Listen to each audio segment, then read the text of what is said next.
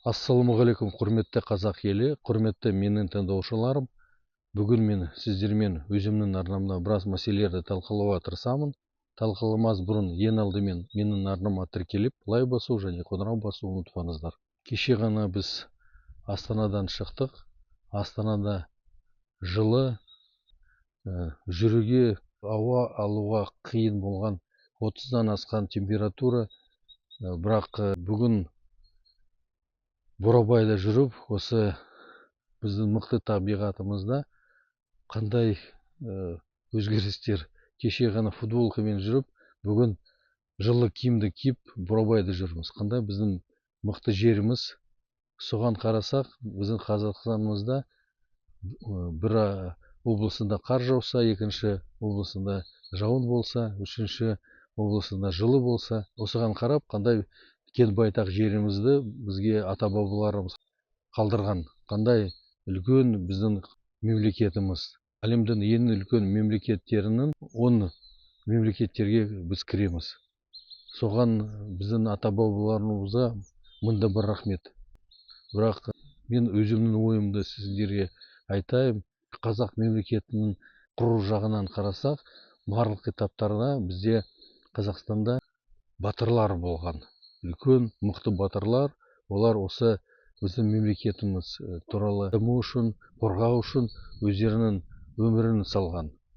Сонымен осылай қарасақ, біздің мемлекет өзінің ретімен тәуелсіздік алып дамып жатыр. Бірақ бірлік болмаған уақытымызда біз өзіміздің тәуелсіздігімізді бергенбіз. Ресей империя уақытында 18-ші ғасырдың екінші бөлігінде аймақтарымыз батыстан, солтүстіктен бастап біз өзіміздің жерімізді бердік. Ары қарай қазақтарды бөліп, оңтүстікке қарай біз барлық жерімізді Ресей империяға бердік. Ары қарай олар Орта Азияның жерінді жаулап алды. Осы 20-ші ғасырдан аяғында біз өзіміздің тәуелсіздігімізді алдық. Осыған халықтар келетін бар, келмейтін бар. Мысалы ретінде айтайық, халық сондай бар.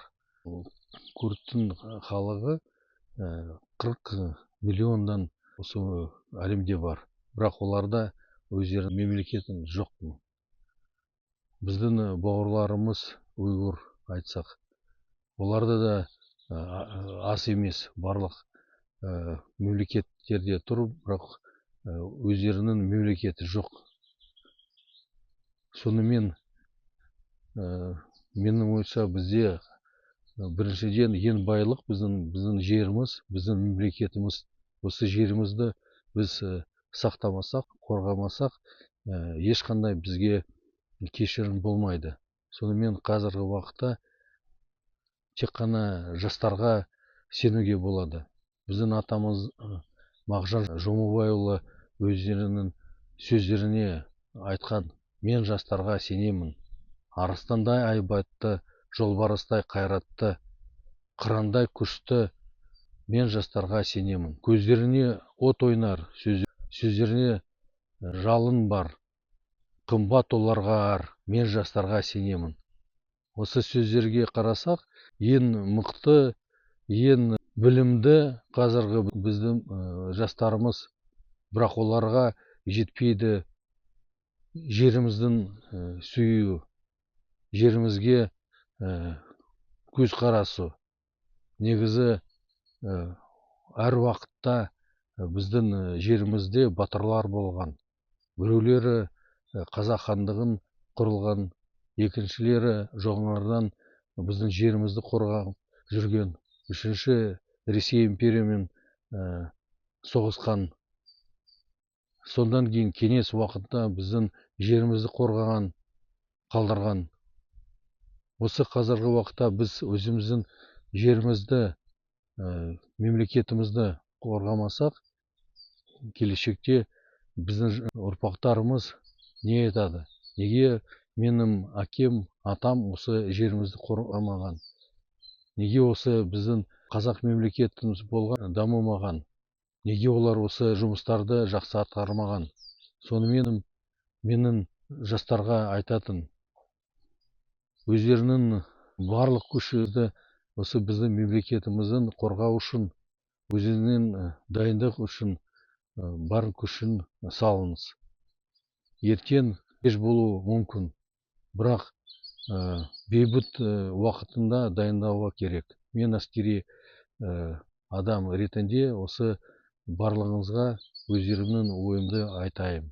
Біз мықты халықпыз, қазақтар. Біздің қолымыздан бәрі келеді. Біздің ата-бабаларымыз бұрынғы ең мықты мемлекеттер, түрік халықтар.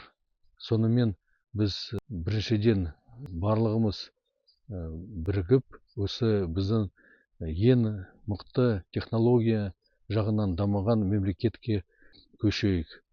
Сол жұмысты біз атқарсақ, ешқандай мемлекеттер бізге ешқандай кедергі жасалмайды. Құрметті қазақ елі, құрметті менің тыңдаушыларым, осы менің видеоды тарап, лайк басу және қоңырау басу ұмытпаңыздар.